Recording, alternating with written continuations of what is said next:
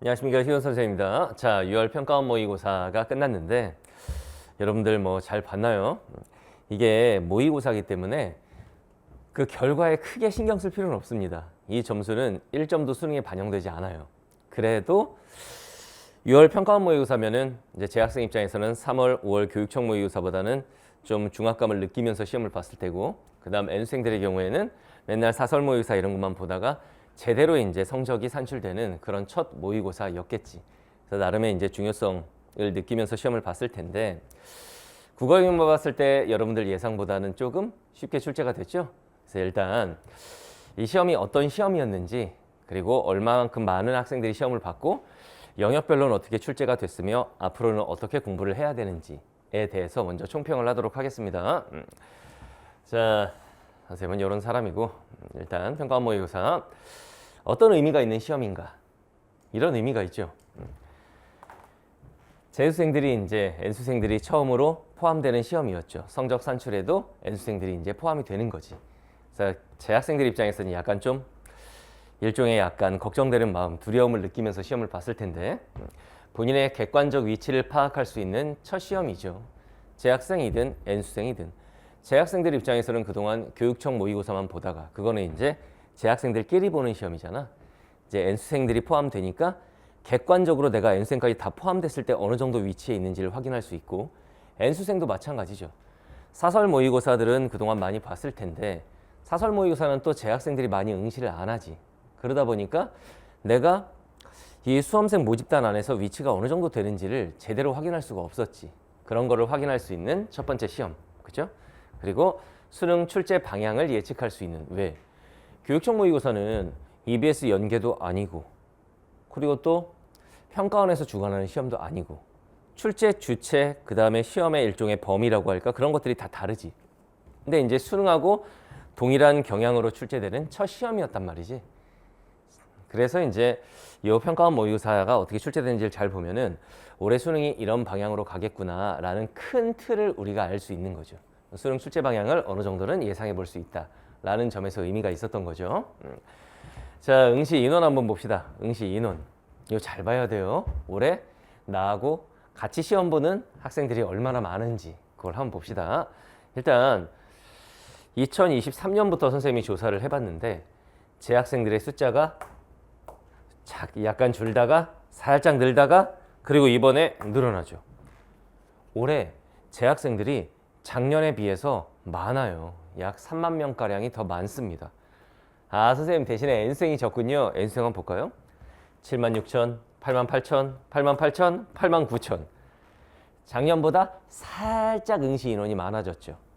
그래서 토탈 합계를 보면은 40만 명대로 쭉 오다가 6월 평가원 모의고사 응시생이 50만 명을 넘어섰습니다.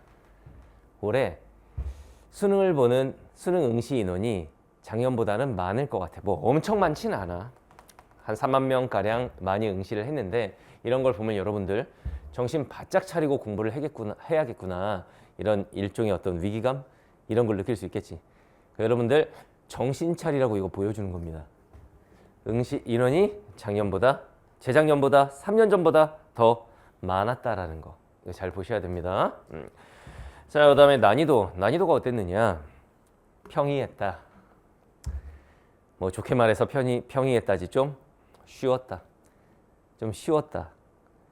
선생님, 저는 어려웠는데요. 물론 그럴 수 있습니다. 이거는 개인마다 느끼는 난이도가 다 다를 거기 때문에 그럴 수 있는데, 또 시간이 부족해서 다 못 푼 친구들 같은 경우에는 시험이 어렵든 쉽든 점수가 비슷하게 나올 수도 있는 거고. 그런데 객관적인 이 등급 컷을 봤을 때 좀 쉽게 출제가 된 게 사실이죠. 화법과 작문 선택자들은 1등급 컷이 96점 이상으로 예상됩니다. 예상 등급 컷이에요. 아직 확정 컷은 아니고.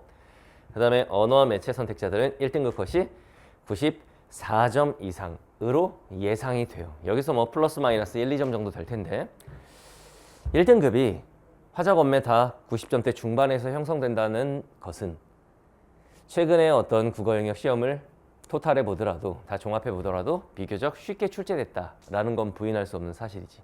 시험이 약간 쉽게 나왔습니다. 그러니까 이거 가지고 좌절하지 마. 선생님, 저는 어려웠다니까요. 그럴 수 있어. 국어 영역이라는 게 나는 이런 영역, 이런 부분이 약한데 이런 부분에서 문제가 출제됐어. 나는 독서 영역에서 과학 지문이 약한데 이런 부분이 출제가 됐어. 난 기술 지문 싫어하는데 기술이 출제됐어. 경제 지문 싫은데 경제가 나왔어. 이게 개인마다 다 다를 수는 있지만 평균적으로 종합을 해봤을 때 객관적인 난이도가 좀 쉬웠던 건 부인할 수 없는 사실이다. 알겠죠? 자, 최근 3년간 이걸 왜 보여주냐면 6월 평가원 모의고사 대 수능의 등급 컷이 어땠느냐. 많은 친구들이 선생님한테 이런 질문을 합니다. 선생님이 모의평가가 끝나자마자 밤에 라이브를 했었는데 거기서 애들이 많이 물어보는 게 뭐냐면 아니 선생님 6평이 이렇게 쉽게 출제가 됐으면 수능도 이런 난이도로 출제가 되는 건가요? 이 질문을 굉장히 많이 하더라고. 그래서 내가 그랬습니다. 모른다 나는. 왜 모르느냐. 6평 난이도 그대로 9평 수능까지 간 적이 거의 없어요.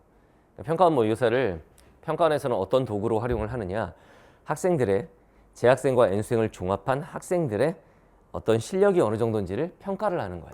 그래서 이렇게 냈더니 등급컷이 이 정도가 형성이 돼. 그렇다면 이보다는 약간 어렵게 출제해야겠군. 이런 거를 맞춰가는 거지. 그죠? 실제로 최근 3년 한번 보여줄게요. 자, 2024학년도에는 6월 평가모에서 좀 쉽게 나왔어. 이번처럼. 화작 1컷이 96, 언매 1컷이 92. 좀 쉬웠죠? 그러니까 이제 평가원에서 어떤 생각을 하겠어? 이보다는 약간 난이도를 높게 출제해 볼까? 그랬더니 수능은 이 사단이 났어요. 언매 1컷이 84점. 언매 1컷이 84점이면 이거 불수능입니다.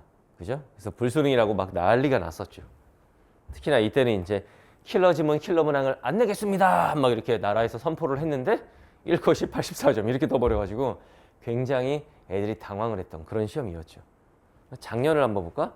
작년 같은 경우에 6월 평가원 모의사 1컷이 86, 84 어려웠어요. 6월 평가원이 너무 어렵게 출제가 된 거야. 그럼 수능 출제위원들은 또 어떤 생각했겠어? 이거보다는 살짝 어렵게 가볼까? 그랬더니 수능은 또 1컷이 95, 92 약간 너무 쉽지 않았느냐 이 정도로 출제가 된 거야. 알겠죠? 그렇다면 이번 걸 여기다 대입해 봅시다. 이번에 6월 모평 1등급 컷이 화작이 96, 언매가 94로 예상이 돼. 그럼 출제위원들은 어떤 생각을 할까? 이 난이도로 출제하면 상위권 학생들을 정시 모집에서 변별하기 힘들겠구나. 이보다는 살짝 어렵게 출제해야겠다. 라는 생각으로 출제하겠죠. 물론 이게 출제위원님들의 그 의도대로 가게 될지는 모르겠지만 이보다는 난이도를 좀 높여야겠다라는 생각은 분명히 하실 거야. 그러면 올해 수능 등급 컷은 어떻게 될까요? 왜 물음표야? 모르니까. 올해 수능을 봐봐야 알지 아직은 모르잖아요. 그래서 이렇게 물음표로 남겨놨습니다. 이 경향을 봤을 때 어떤 흐름이 있는지를 알겠지. 6월 평가원이 너무 쉬웠으면 수능은 살짝 어렵게. 6월 평가원이 좀 어려웠으면 수능은 약간 쉽게. 이번에는 약간 쉬웠으니까 많이 쉬웠으니까 수능은 살짝 더 어렵게 이렇게 가겠죠. 그런 선생님이 애들한테 어떤 얘기를 했었냐면 라이브 하면서 이번 모의고사를 보고 나서 국어 어렵지 않네 뭐. 나는 이 정도 수준으로 시험을 대비하면 되겠구나. 그러면 수능 시험 날 멸망할 것이다. 이런 얘기를 했습니다. 수험생 입장에서는 난이도가 어떨 것이다라고 예단하고 거기에 맞춰서 공부를 하면 안 됩니다. 어떻게 해야 돼? 무조건 어렵게 출제될 거라는 가정 하에 준비를 해야 돼. 그래야 어렵게 출제돼도 대응이 되고 생각보다 쉽게 출제되면 확 다 맞아버리고 다 잡아먹어 버리는 거야 그냥. 이렇게 준비를 하는 거죠. 이번 시험이 좀 쉬웠으니까 국어를 좀 공부 양을 줄여야겠구나. 이렇게 생각하는 사람들 수능날 멸망할 것이다. 라는 걸 최근 3년간의 경향이 보여주는 거지. 알겠죠? 자, 6월 평가 모의고사 이제 선생님이 아이들에게도 많이 얘기했었는데 교육청 모의고사 생각하지 마라. 평가 모의고사는 EBS가 연계되는 첫 시험이다. 이런 얘기를 수업 시간에 많이 강조했었고 최소한 수능 특강 공통 영역, 문학과 독서 파트는 제대로 공부를 하고 시험을 봐야 한다. 이런 얘기를 많이 강조했었거든. 이번 시험 애들이 놀랬죠. 교육청 모의고사는 왜 연계 안 돼? 이러는데 교육청 모의고사는 원래 EBS를 피해서 출제합니다. 교육청 모의고사는 자주 보잖아. 근데 거기에서 EBS의 주요 지문을 다 내버리면 그럼 막상 수능 출제위원들은 낼 게 없는데? 그죠? 그래서 평가원 모의고사 6평, 9평 두 번의 시험 그리고 수능 이 세 번만 EBS가 51.1% 연계되는 시험인 거지. 알겠나요? 보통 이제 50% 연계 이렇게 말을 하는데 국어 영역은 문항의 개수가 홀수야. 수학만 해도 30문제니까 15문제 연계하면은 50% 연계 이게 되잖아. 근데 국어는 45문제잖아. 그래서 23문제를 연계해요. 그러면 51.1% 연계. 이렇게 되는 거죠. 그래서 이번에 EBS 대비를 제대로 한 아이와 EBS 공부를 제대로 하지 않은 아이들은 정확도뿐만 아니라 시간 싸움에서도 큰 차이가 났을 거야. 이번 시험을 통해서 그동안 EBS 수능 특강 공부를 좀 소홀히 했던 친구들은 제대로 깨우쳤어야 됩니다. 아, EBS가 진짜 화끈하게 연계되는구나 라는 걸 느꼈어야 된다고. 그렇죠? 자, 평가 모의사의 영역별 출제 경향 한번 보겠습니다. 일단 독서 파트 역대급으로 좀 쉽게 출제됐습니다. 원래 독서 파트에서 난이도를 살짝 높여가지고 애들 등급 컷을 약간 다운시키고 이렇게 하는 경향이 있는데 이번에 독서 파트는 인간적으로 쉽게 나왔습니다. 그리고 EBS 연계율이 높았죠.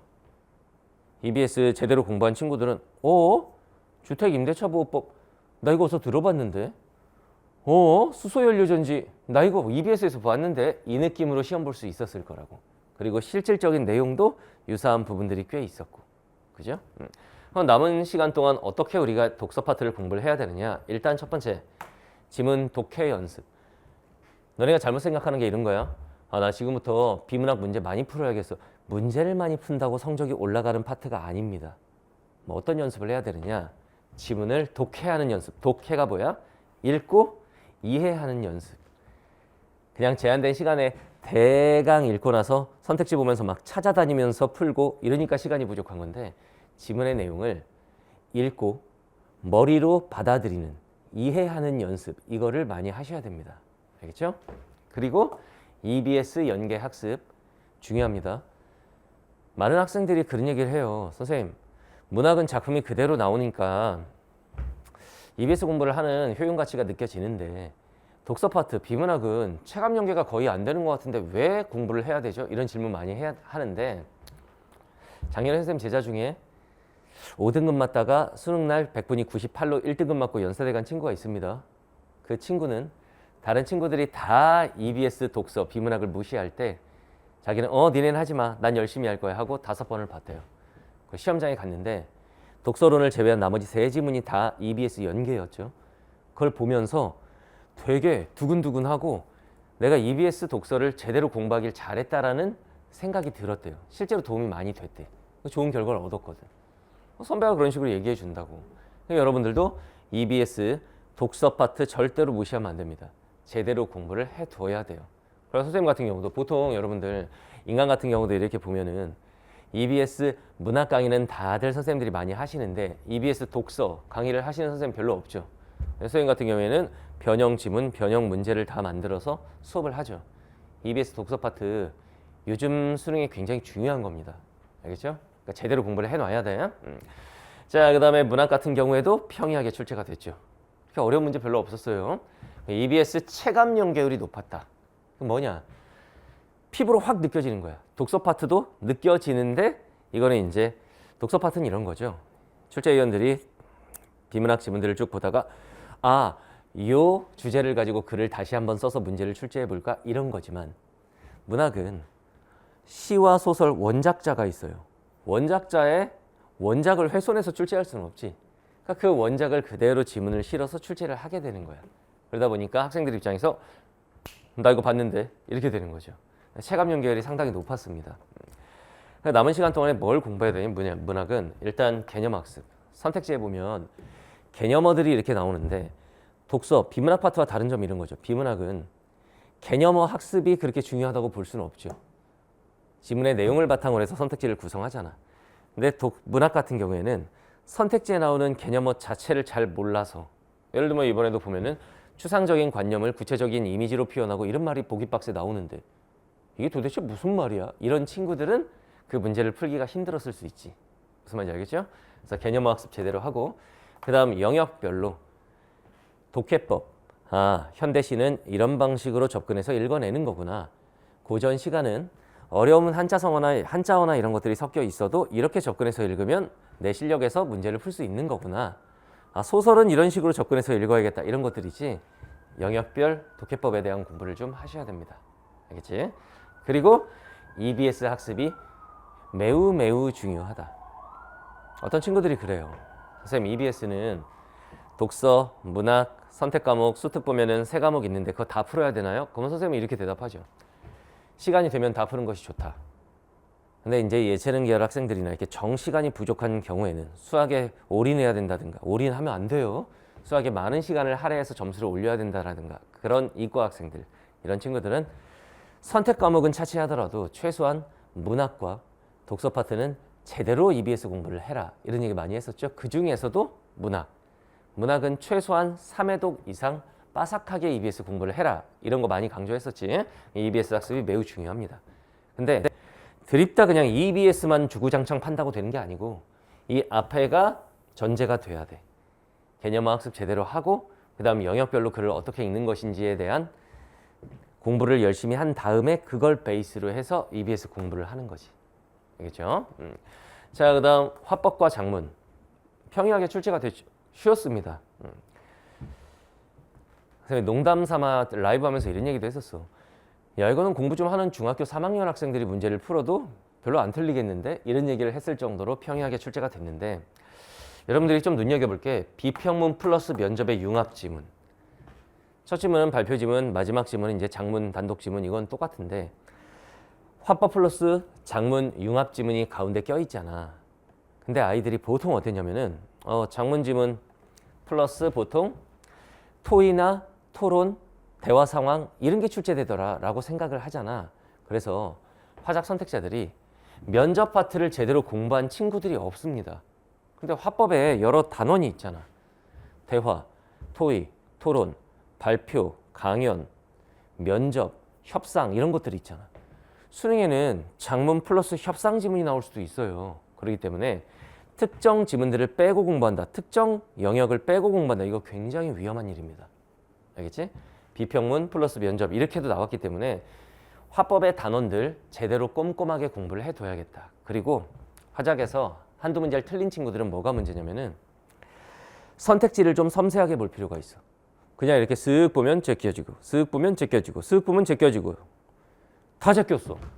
와, 답이 없네. 그러면 식은땀이 쭉 나는 거지. 선택지 하나를 볼 때라도 선택지 끊어읽기 하고 답을 결정하는 키워드를 잡아서 좀 섬세하게 선택지를 다루는 연습을 좀 할 필요가 있다. 알겠죠? 그래야 실수를 안 합니다. 자, 남은 시간 동안에는 화법은 지문 유형 학습, 대화 지문은 이렇게, 발표 지문은 이렇게, 면접 지문은 이렇게, 협상 지문은 이렇게, 토론 지문은 이렇게 지문 유형에 좀 익숙해져야 합니다. 그리고 문제 유형별 풀이법에 대한 공부. 그럼 발표 지문이 나왔다. 밑에 나올 문제는 뻔한 겁니다. 말하기 방식 문제 나오고 자료 활용 문제 나오고 그 다음 청중의 듣기에 대한 보기박스 문제 나오고 정해져 있어요. 그런 문제 유형별로 어떻게 접근해서 문제를 풀 것인지에 대한 공부를 하고 시험장에 가야 돼. 이 두 가지 학습이 제대로 돼 있는 친구들은 화작이 좀 어렵게 출제돼도 다 맞을 수 있습니다. 그런데 이게 안 된 상태에서 왜 이렇게 생각하는 친구들 많죠? 그냥 읽고 풀어도 다 맞던데, 이런 친구들은 난이도가 살짝만 높아져도 화작에서 2개, 3개씩 틀린다. 무슨 말인지 알겠지? 그래서 화법과 작문도 공부를 하고 시험장에 가야 한다. 그냥 가서 읽고 풀지 뭐 이렇게 하면 안 됩니다. 자, 다음 엄매 친구들. 어떤 친구들은 그래서 이번에 엄매가 너무 어려웠는데요, 이런 말도 하는데 인간적으로 너무 어렵지는 않았습니다. 등급 컷이 저렇게 형성될 리가 없잖아. 그죠? 비교적 다른 해에 비해서 쉽게 출제가 된 겁니다. 근데 이런 게 특징이죠. 문법이 내신 문법은 암기로도 풀 수 있겠지만 수능 문법은 그냥 외워서 푸는 문제들이 아니라는 거 알죠? 적용 문제잖아. 탐구형 문법 문제. 어떤 탐구 과정을 주고 내가 알고 있는 문법적 지식을 활용해서 적용하는 형태의 문제.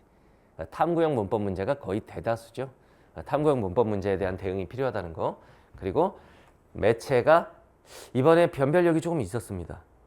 아마 여러분들 입장에서도 매체가 왜 이렇게 헷갈리지? 매체에서 시간을 왜 이렇게 많이 잡아먹었지? 이런 생각이 들 수 있는데 왜 그러느냐? 평소에 매체 공부를 안 하니까 니네가 다른 영역에 비해서 매체 파트는 공부를 제대로 한 적이 거의 없잖아. 특히나 학교에서도 문학, 독서, 문법 이런 거에 비해서 매체 파트는 거의 제대로 배운 적 자체가 없지. 그러니까 여러분들 문제가 뭐냐면은 매체 파트는 좀 어떻다? 생소하다라는 거야. 좀 생소하다. 그럼 어떻게 해야 되느냐? 그걸 익숙하게 만들어야죠. 그래서 매체는 다양한 유형의 지문들이 나오잖아. 그 다양한 유형의 지문들을 많이 접해봐야 됩니다. 매체 파트는 문제를 좀 많이 풀어보는 게 좋아요. 최소한 최근에 출제됐던 수능, 평가원, 교육청, 사설까지도 기출문제를 다 찾아가지고 풀어보는 게 좋습니다. 매체는. 다양한 지문들과 유형들을 좀 만나봐야 돼. 알겠죠? 남은 기간 동안에는 일단 문법은 개념학습을 완벽하게 하도록 하는 게 중요하겠고, 뭐 매체는 개념으로 승부하는 거다 이렇게 말할 수는 없지만 문법은 최소한 개념학습 완벽하게 하고, 언매가 언어와 매체, 언어가 문법, 매체는 매체죠. 언어 파트는 완벽한 개념학습이 중요하고, 그 다음 매체 파트는 실전 적용 능력이 중요하다. 물론 문법도 실전 적용 능력이 중요하지만 매체가 특히 실전 적용 능력이 중요하다. 그냥 개념만 가지고는 안 된다. 다양한 문제들을 많이 접해보라. 알겠죠? 자, 선생님 강의 목표는 내 새끼들 전원 1등급 만드는 것인데, 난이도가 이렇게 좀 쉽게 출제가 되면 일단 점수를 봤을 때는 여러분들이 기분이 좀 좋을 수 있는데, 등급을 보면 뭐야 이거, 나 3월 달에 이 점수 똑같은 점수로 1등급이었는데 이거 왜 3등급이야 이럴 수 있습니다. 그럴 수 있어. 그거는 상대평가이기 때문에 그럴 수 있는데, 다시 한번 말하지만 이번 시험 결과에 일희일비할 필요가 없습니다. 모의고사, 모의, 가짜라는 얘기지. 가짜 시험이란 얘기잖아. 여러분들의 실전은 11월 13일 수능입니다. 이건 어디까지나 시뮬레이션, 가짜 시험이에요. 선생님 그러면 신경 진짜 안 써도 돼요? 아니, 신경을 안 써도 된다는 게 아니고, 이 시험을 통해서 본인의 약점을 제대로 파악하고, 그리고 앞으로의 학습 방향을 제대로 잡는 바로미터, 그 기준이 6월 평가원 모의고사야. 무슨 말인지 알겠죠? 그냥 시험지 집어 던져버리고 시험 봤으니까 끝 이러면 발전이 없는 겁니다. 이 시험을 통해서 본인이 배울 수 있었던 점, 얻을 수 있는 것들을 최대한 얻고, 그걸 바탕으로 해서 남은 시간 이렇게 공부해야겠다라는 계획을 세워야 되는 거예요. 알겠지? 자, 세부적인 내용은 각 영역별 해설 강의에서 자세히 설명하도록 하겠습니다. 자, 해설 강의에서 봅시다.